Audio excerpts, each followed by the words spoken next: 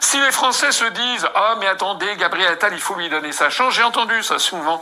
Des gens qui m'ont dit « Bah oui, j'ai voté Macron parce qu'il fallait bien lui donner sa chance. » Après, j'entends des gens qui disent « Bah attendez, quand même, Gabriel Attal, on va lui donner sa chance. » Mais qui décide de donner sa chance à qui ? Pourquoi est-ce qu'on ne me donne pas ma chance à moi ? Pourquoi est-ce que les Français ne donnent pas leur chance aux membres de l'UPR, de la liste de l'UPR ?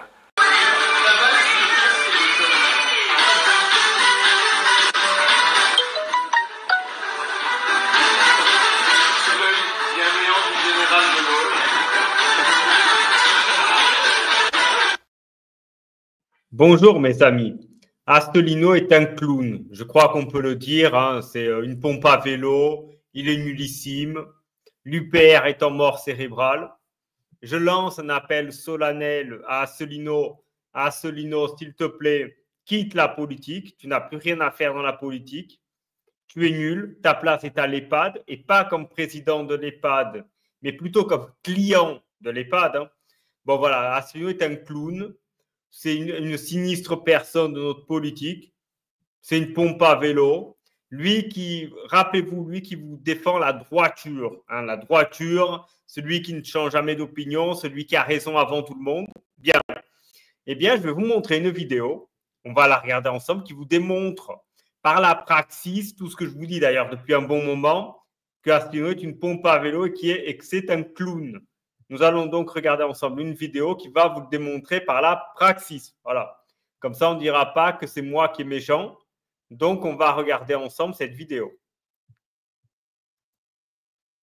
Mais ce barrage à l'extrême droite qui marche de moins en moins, ben oui, parce que d'abord, Madame Le Pen, je suis pas là pour... Et dédiaboliser. Elle n'est pas seulement dédiaboliser. Si vous regardez son programme, qu'est-ce qu'il y a d'extrême droite dans le programme de Madame Le Pen? Ça, c'est vrai, c'est intéressant. Vous allez voir, ça va aller de mal en pis, mais il est vrai que le programme du RN aujourd'hui est moins radical que le programme du RPR en 70, par exemple. Je vois que depuis l'extrême droite, enfin prétendue-t-elle, parce que je ne pense pas qu'on puisse continuer d'appeler le Rassemblement national un mouvement d'extrême droite, ça n'est pas vrai. Et ce que nous reprochons à M. Bardella, à Mme Mélanie, etc., d'une part, c'est d'être d'extrême droite. Oh, Asselineau, mais Asselineau, c'est pas normalement celui qui incarne la droiture, celui qui change jamais d'avis, celui qui dénonce le RN en les appelant la girouette parce qu'il dit qu'il change d'avis. Oh, mais comme c'est étrange, Asselineau a changé d'avis. Oh, c'est bizarre ça. Il est dingue, on ne peut pas dire une chose et son contraire. Monsieur Dupont-Aignan dit sciemment quelque chose dont il sait que ça ne marchera pas. Je le connais depuis 25 ans. Et il n'est pas complètement con. Donc il sait très bien que ce qu'il dit n'arrivera pas. Donc en fait, il se fout de la gueule du monde. Voilà ce que j'ai à dire à M. Dupont-Aignan. Faux, déjà Dupont-Aignan, cette personne que vous voyez ici, est pour moi le souverainiste le plus compétent. Hein. Je rappelle que c'est quand même le seul souverainiste qui a fait quelque chose dans sa vie. Et oui, Asselineau n'a jamais rien branlé de toute sa vie. Bah lui, oui, il a été élu local, un élu local d'ailleurs de très haut niveau. Donc voilà, quelqu'un de compétent, ça fait plaisir. Hein. En face, vous avez un clown. Là, vous avez l'image, quelqu'un de compétent. On va d'ailleurs voir ce qu'il va lui répondre. Et Dupont-Aignan est beaucoup plus réaliste en politique qu'Asselineau. Je regrette, et pourquoi pas le nommer, que François Asselineau passe sa vie à débiner les gens qui sont plus proches de lui que ses ennemis. Asselineau, là, il est en PLS. Non, je le connais, on se tutoie, ça fait 25 ans que je le connais. Ça fait 25 ans qu'il raconte ses salades. Il sait parfaitement que ce qu'il dit, c'est de la merde. Et il le fait quand même. Déjà, dans ce qu'il dit, la Monsieur Dupont-Aignan, je le connais. Je le connais depuis 25 ans. Bon, c'est d'une planche pourrie, qu'est-ce que vous voulez que je vous dise? C'est-à-dire que... Après, étonnez-vous qu'il n'y a pas d'alliance entre les souverainistes, quoi. Quand vous avez ce vieux grognon qui insulte tout le monde, c'est ce qu'il rappelle Asselineau. Il rappelle les vieux qui vieillissent mal et qui deviennent chiants.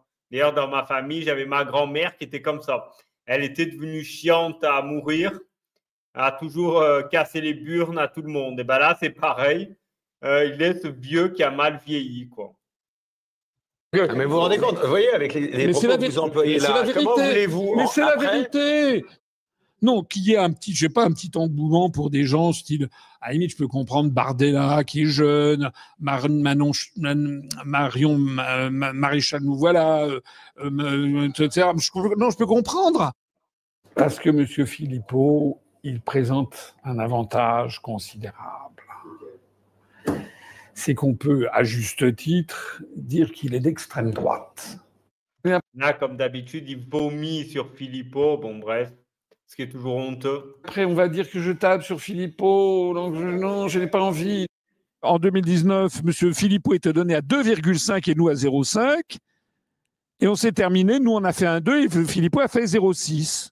Cherchez l'erreur. Peut-être que M. Philippot est dans des réseaux auxquels je n'appartiens pas. Ça, c'est intéressant. Je rappelle qu'Asselineau, il s'en vante souvent. Il a travaillé pour des ministres. Donc, niveau réseau, on connaît mieux. Ah oui, vous vous souvenez qu'il a été acquitté. Enfin, il n'a pas été acquitté. Il y a eu un non-lieu pour ses affaires d'agression. Hein, voilà, envers des hommes, évidemment. Hein, d'ailleurs, à ce propos, hein, d'agression envers les hommes, voilà. Et il a été, donc, il s'en gargarise, qu'il a été mis hors de cause. Ce qu'il oublie de vous dire, et ce serait peut-être intéressant qu'il vous le dise un jour, c'est qu'Asselineau a des liens familiaux avec Barnier. Et oui, Barnier, l'ancien Premier ministre, qui était en poste lorsqu'il a été plus ou moins gracié par la justice. De là à avoir une causalité, je n'irai pas jusque-là. Parce que c'est ça la vérité, si vous... et je pourrais vous en dire encore, mais là, ça serait off. Vous remarquerez que depuis quelques mois, M. Asselineau passe plus de temps à me vomir dessus, ainsi que sur Nicolas Dupont-Aignan, M. Poisson, M. Cheminade, M. Kusmanovic, tout le monde. Il nous vomit dessus en permanence. Il invente, il diffame, etc. Plus maintenant que sur Macron ou Ursula von der Leyen. Emmerder, c'est le travail d'un trou du cul. Y compris beaucoup de gens de gauche qui viennent. Vous avez combien d'adhérents À cette partie, elle est mythique. à l'UPR? C'est une question. Hein. Je sais pas, vous avez combien d'adhérents? Elle demandait juste le nombre d'adhérents. D'adhérents à l'UPR. D'abord, ça ne veut rien dire. D'accord. Parce que vous avez les adhérents qui sont à jour de cotisation, ceux qui ne sont pas à jour de cotisation. On démarre cette soirée à 29 639 adhérents. Je rappelle que tous les adhérents qui adhéreront pendant ces 2 heures, immédiatement, ce compteur sera incrémenté. Et je rappelle à quel point c'est fondamental que nous ayons le maximum d'adhérents. Le jour où nous aurons 100 000 adhérents, 150 000 adhérents, là, désormais, déjà que de plus en plus les médias sont dans une grande difficulté pour ne plus parler de nous, évidemment, si on était 4 fois plus nombreux, là, on serait bien contraint de parler de nous. Et puis, si vous voulez, je n'ai pas à répondre à la question vous représentez M. Philippot ici. Non, mais ça donc je n'ai pas. Oui, très bien. Je vous laisse deviner pourquoi il ne répond pas à la question. Peut-être parce qu'il a perdu beaucoup d'adhérents. L'UPR aujourd'hui, c'est devenu rikiki. Il n'y a plus quelques milliers d'adhérents. Tout le monde est parti. Donc, il n'y a plus grand monde. Français, aidez-moi. Je ne me prends pas pour le général de Gaulle. De Gaulle, entre le 18 juin 1940 et le 26 août 1944, il s'est écoulé 4 ans, 2 mois, 8 jours. Nous, 17 ans, c'est 4 fois la durée de la France libre. 4 fois. C'est une constitution, vous l'avez dit très bien, qui était parfaite pour un de Gaulle. Je pense que j'en ferai quelque chose de bien aussi, personnellement. Il faut avoir de la vertu. Le niveau de melon, quand même, c'est délirant. Vous allez voir cette séquence, elle est énorme. Vous allez voir le melon qui fait qu'Asselineau ne passe même plus les portes, quoi. Il faut faire ça, il y a une espèce d'abnégation, en fait. Il ne faut pas faire ça pour soi, il ne faut pas faire ça pour la gloriole, il faut faire ça pour la France. Il faut être pénétré de son rôle dans l'histoire de France pour faire ça. Il faut avoir une certaine rectitude. Ne vous laissez pas intimider par le fait que nous soyons blacklistés. C'est un gage de résistance. Après tout, De Gaulle ne faisait pas la une dans Je suis partout, dans Gringoire ou dans Radio Paris en 1942. Hein. On va pas, moi je ne suis jamais allé chez Hanouna, jamais été invité. Enfin, d'ailleurs, si j'étais invité, je n'irais pas parce que c'est des bouffonneries. Vous imaginez Charles de Gaulle allant chez Hanouna? Non, ça ne va pas. Vous savez ce que disait Charles de Gaulle? Redressez-vous. Comme disait aussi de Gaulle, il faut marcher droit vers la vérité. C'est vraiment Asselineau, quoi. Il vous parle de Gaulle matin, midi et soir. La vérité, c'est la souveraineté nationale. Dans l'Union européenne. Général Asselineau, on verra ce que feront vos troupes. Je vais m'envoyer des fleurs. Je vous préviens tout de suite. On revient sur la question de la compétence. Il y a un moment à partir duquel les Français... Avec quels résultats électoraux déjà? Regardez-moi la salle de cette réunion publique, quoi. On dirait un EHPAD, quoi. Il n'y a que des cheveux blancs et des vieux, quoi. Qui m'écoutent et comparent avec les autres devraient se dire c'est quand même vrai. C'est Asselineau qui a toujours raison. Tout ce que j'ai dit va encore une fois se révéler exact. Oh, monsieur Asselineau, mais vous êtes un génie. J'ai dit oui, c'est exact. Le niveau de melon, quand même, c'est délirant. Ne le dites pas trop fort. Personnalité, je pense que j'ai une personnalité hors du commun. Il y a des gens qui disent que j'ai un melon extraordinaire. Non, pas du tout. Pas du tout un melon extraordinaire. Oh là là. Comme disait De Gaulle, un grand homme, c'est la rencontre d'événements exceptionnels avec un fort caractère. Qui, sur la scène politique française, a un fort caractère? Oui, je le dis devant vous. C'est peut-être très immodeste, mais après tout, De Gaulle parlait de lui à la troisième personne. J'en suis encore pas là. Il faut marcher droit vers la vérité. Regardez. Là, vous avez le combo des losers de la politique française, quoi. Paul-Marie Couteau dit le loser, hein, c'est comme ça qu'il est connu, qui a toujours fait les mauvais choix et qui vient aujourd'hui nous faire la leçon, comme d'habitude. Et Asselineau, mais regardez l'embonpoint, quoi. Et oui, la politicien, c'est aussi un look. Regardez le look d'Asselineau, quoi. Aller manger dans les meilleurs restaurants parisiens, ça fait pas que du bien. Avec les dons des adhérents, cela va sans dire. Alors, dit De Gaulle, et la vérité, c'est la souveraineté nationale. François Asselineau, et attendez, on vous le reproche beaucoup, cette intransigeance. Oui, ben c'est ce qu'on reprochait à De Gaulle. Alors, vous avez l'ego de François Asselineau, donc bon, qui est dans son optique toujours c'est moi et rien. Que serait devenue la patrie si Jeanne d'Arc, si Danton, si Clémenceau avaient voulu transiger? Nous sommes trop faibles pour pouvoir transiger. Jeanne d'Arc, alors, Danton, Clémenceau, De Gaulle. Asselineau. Et pourquoi pas? J'ai l'impression que... Là, Soral va l'atomiser. Moment plaisir de la vidéo.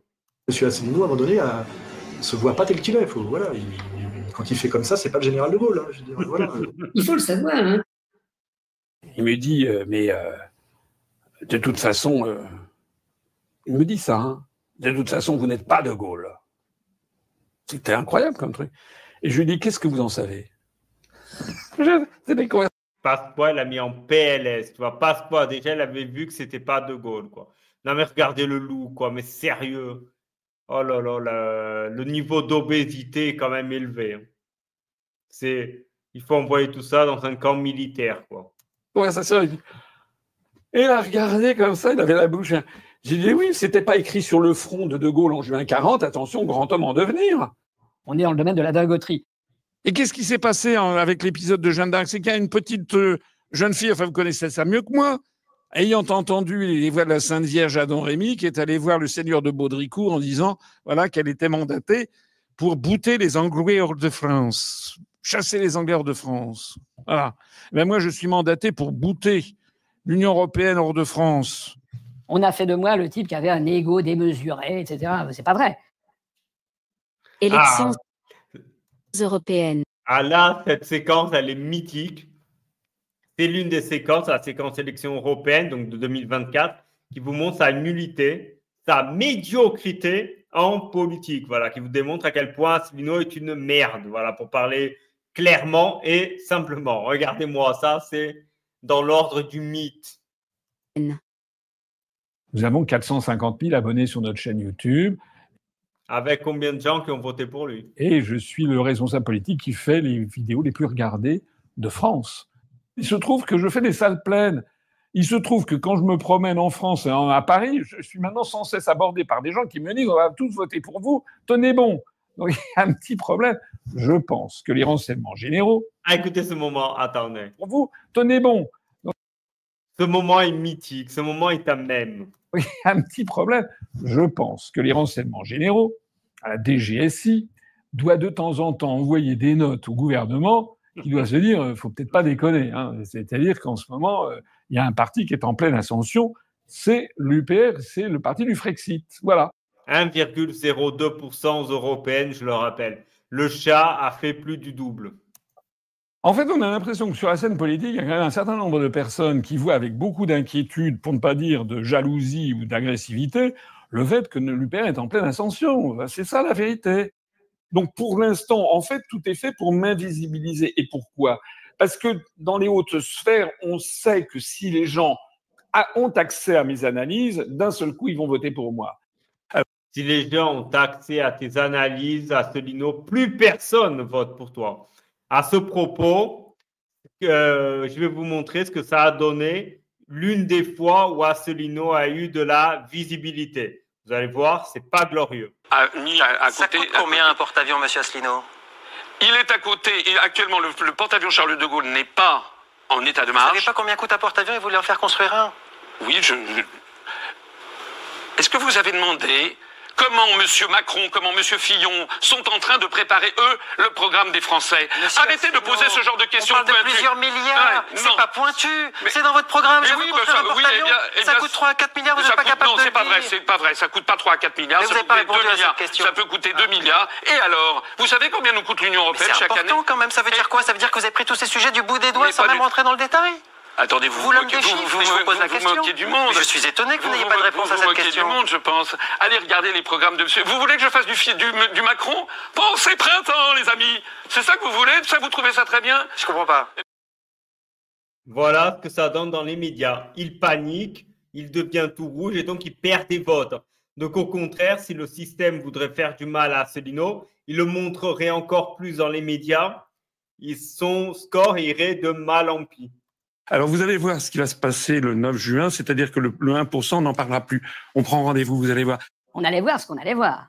C'est-à-dire que nous, on fait des salles pleines, alors que par exemple... Vous êtes en train de me dire que finalement, vous n'êtes pas un si petit candidat que ça? Non, mais tout le monde le sait. Dans les salles de rédaction, tout le monde sait que je ne vais pas faire 1%. Je pense que nous avons une très forte probabilité de dépasser 3%. Là, je fais du spoiling sur ce qui va se passer. Honnêtement, je pense que nous pouvons dépasser les 5% et avoir nos premiers députés. En attendant, déjà, si on dépasse 3%, N'oubliez pas, 1,02% résultat final. Nous serons remboursés, ça j'en suis quasiment certain. Je rappelle qu'en 2019, on a fait 1,2. Voilà. Et je rappelle que depuis lors... 1,2, c'est 1,20. En réalité, c'est 1,17. C'est-à-dire qu'ils ont fait moins bien. Et regardez la qualité de l'argument. Je l'ai déjà dit tout à l'heure, tous nos éléments chiffrés, que ce soit les abonnés Facebook, les abonnés YouTube, les abonnés Twitter, le nombre de vues, etc. Internet est une bulle, je vous le répète. Sont multipliés par 3, 4 ou 5. Alors, si on a fait 1,2 en 2019, et s'il y a une corrélation entre ces facteurs 3, 4 ou 5 et le nombre de votes, ça fait beaucoup de si, mais ça veut dire que nous passerions, si c'est un facteur 3, de 1,2 à 3,6, nous serions remboursés puisqu'il faut dépasser les 3. Si c'est un facteur 4, nous passerions de 1,2 à 4,8, à une encablure de la députation. Et si c'est un facteur 5, nous passerions de 1,2 à 6 et nous aurions 6 députés. C'est vrai, La qualité de l'argument, quoi. Là, vous voyez que ces mecs sont bêtes et qu'ils n'ont pas ce qu'on appelle la logique. Hein, la logique aristoténicienne qui vous dit ce n'est pas possible, ce n'est pas aussi linéaire. Exemple, vous faites une course de 10 km, vous avez réussi, eh bien, ça n'implique pas que si vous faites 20 km, vous n'allez pas dépenser le double, en réalité, vous allez dépenser plus. Hein, voilà. Tout ça parce que vous avez la fatigue accumulée. Et lui, il fait l'erreur sémantique des vues, en disant oui, on fait beaucoup plus de vues, certes, très bien, mais pourquoi? Parce que de plus en plus, les boomers ont accès à cela. Et Internet reste une bulle. C'est-à-dire qu'en fait, il y a des gens qui vont regarder en boucle les vidéos d'Asselineau pour se pignoler dessus. Hein, c'est ça la réalité. Je sais bien que le Père Noël n'existe pas, mais quand même, je vais lui écrire une lettre. On ne peut pas faire moins que 1,2. Je pense qu'on va faire au moins 3 à 4 fois plus. Alors, ce qu'il faut savoir, c'est qu'il y a quand même d'autres sondages. Il y a des sondages qui sont faits par des ministères de souveraineté. Et j'ai quand même des amis dans la haute administration qui m'ont prévenu que les sondages... Écoutez bien, il a dit « j'ai des amis dans la haute administration ». Lui qui, plus tôt dans la vidéo, vous disait « je n'ai pas de réseau ». Actuellement, ce que j'appelle les sondages commerciaux, sont totalement bidouillés. Vous voulez que je vous dise que ce sont les sondages dont on dispose à l'Élysée? Ça va d'ailleurs être intéressant parce que ça va vous permettre de comprendre beaucoup de choses. Actuellement, M. Bardella, dans les sondages commerciaux, est donné à 31-32. En réalité, dans les sondages dont on dispose en très haut lieu, il est entre 21 et 23. 10 points de différence. Rappelez-vous, Bardella a fait 32%. C'est énorme. LR, qui est aux alentours de 6-7, comme d'ailleurs Reconquête, et comme d'ailleurs Glucksmann, qui est donné aux alentours... Et à 14-15. Qui est donné à 12-13. Qui est d'ailleurs le résultat que Glucksmann a fait, je vous le rappelle. Mayer va terminer certainement à 18, et M. Glucksmann ne terminera pas à 12-13. Y compris, on rigolera de voir également la tête de M. Glucksmann, qui est prévu à 11%, qui aura 2. Donc normalement, M. Bellamy devrait faire Pécresse par 1,5, ça fait 2. Alors on nous le présente à 8, mais... Et puis il y a l'UPR. Et là, le dernier sondage qui m'est parvenu, nous sommes entre 3,5 et 4. 1,02, je vous le rappelle. Alors je vais même vous dire la suite. Asselineau est un mytho. Il ment ostensiblement. Bon, heureusement, personne ne le croit. Qui va croire un fou? Des événements. C'est que je pense que tout le narratif est prêt pour la suite des événements. Parce que tout ça, c'est entièrement manipulé. Hein. C'est-à-dire que je pense que si les sondages dont je vous fais état sont exacts, se révèlent exacts, le soir des élections, M. Bardella fera peut-être 23-24. Or, tout le monde s'attend à ce qu'il fasse 32, 33, 34. Résultat des courses, ça va être présenté comme un échec. C'est tout à fait intéressant. Expliquez-moi pourquoi vous êtes à combien? Écoutez, cette séquence, elle est mythique aussi. Mais écoutez, vous savez que vous savez quand même dans les salles de rédaction, on sait très bien quels sont les vrais sondages. C'est-à-dire, vous savez très bien qu'on n'est pas à 0,5. Vous le savez. Ah non, alors, ça, c'est encore une analyse complotiste. Ne dites pas ça. Parce que vous... Pascal Pro, il va mettre Asselineau en PLS, quoi. Sous-entendez que je saurais des choses que je ne dis pas à l'antenne. Ce qui n'arrive jamais en ce qui me concerne. Je peux vous dire qu'il y a des sondages qui ne nous donnent pas à 0. Et à combien ils vous donnent? En ce moment, entre 3,5 et 4. Bon, et voilà. Si vous avez entre 0,5 et 1, qu'est-ce que vous direz? Je ferai mon mea culpa. Allons voir s'il a fait son mea culpa. Spoiler alerte. Avec son ego, vous imaginez bien que ce n'est pas ce qui est arrivé. S'agissant des élections européennes, nous avons fait un score qui, j'ai voulu attendre les résultats finaux, qui se sont révélés extrêmement décevants puisque nous avons eu 1,02% des suffrages exprimés. Asselineau est en PLS. S'il vous plaît, appelez une ambulance. Ce qui représente une rétractation par rapport à 2019. Eh oui, Asselineau. La sphère Internet, la bulle Internet, ce n'est pas la vraie vie. Nous avions eu 1,17% des suffrages. Bien sûr que nous avons des petits scores, mais parce que nous sommes purs. Alors la grande surprise, ce sont les grandes villes. Ah écoutez, là vous allez écouter la version complot d'Asselineau. Après, étonnez-vous que leurs adhérents soient des paranoïaques et des fous. Où on a fait des contre-performances assez incroyables, que nous avons toujours d'ailleurs du mal à croire, puisque j'étais allé moi-même à Aulnay-sous-Bois dans le département de Seine-Saint-Denis, où j'avais eu un excellent accueil. On avait l'impression qu'il y avait 10% des passants qui allaient voter pour moi, et en définitive, on a un score extrêmement faible, qui est inférieur à 0,7%, je crois, et la même chose se retrouve dans un certain nombre de grandes villes. Ah bah mince alors, comment c'est possible? J'ai aucune préférence. Ouais. Et un petit quelque chose pour Mélenchon. Un petit quelque chose, ouais. Un petit quelque chose. C'est léger. C'est léger. Pour moi, ben oui, pour moi, même Mélenchon, je vais être bien ici en France si Mélenchon est président. Ben oui, faut pas se mentir. Alors, on est en train d'étudier pourquoi. On se pose des Tiens, pourquoi on vote plus LFI que l'UPR en Seine-Saint-Denis? Et lui se demande pourquoi. Nous avons la nullité, la médiocrité d'Asselineau. C'est-à-dire, il n'est même pas capable de comprendre pourquoi en Seine-Saint-Denis on vote plus LFI qu'UPR. Bon, vous me direz, vous êtes de bien mauvaise langue. Quasiment, on vote plus pour tous les partis que l'UPR. Rappelez-vous, Le Chat, plus du double. Jean Lassalle, bourré, plus du double. Cherchez l'erreur. Des questions, certains évoquent éventuellement des magouilles ou je ne sais pas ce qui s'est passé, j'ai du mal à le croire. Je pense qu'il y a eu quelque chose qui s'est en effet produit. Vous pouvez compter sur moi pour être votre représentant, le représentant des Français qui n'y comprennent rien. Mythique, voilà, mythique, on a bien rigolé, voilà. Ça confirme ce que je vous ai dit, Asselineau est un clown. Voilà, Asselineau est une pompe à vélo. Asselineau est nul à chier. Bon, les résultats électoraux parlent pour lui, hein, plutôt contre lui. Hein. Donc voilà. Tout ça, moi, Philippot, Asselineau, Kuzma, le renard, Murer, tout ce beau monde, tout ça, quittez la politique, partez loin, ne vous retournez pas. On fera sans vous. Vous êtes les cancres de la politique française et vous nous foutez la honte jour après jour. Voilà. Aujourd'hui, quand on dit qu'on est souverainiste, eh bien, on passe pour des fous et des paranoïaques. Voilà. À l'image de nos chefs qui sont… écoutez, on ne va pas se mentir, hein, nos chefs sont nuls à chier. Voilà, sont nuls, sont bidons. Voilà. Ils ne servent à strictement rien. Voilà, ils ne servent à rien, ils sont nuls. Voilà, c'est catastrophique, hein, c'est cataclysmique, enfin bref. C'est d'une tristesse absolue. Bon, sur ce, j'espère que la vidéo vous aura plu, que vous avez bien rigolé. Je vous invite à la liker et à la commenter pour aider à son référencement.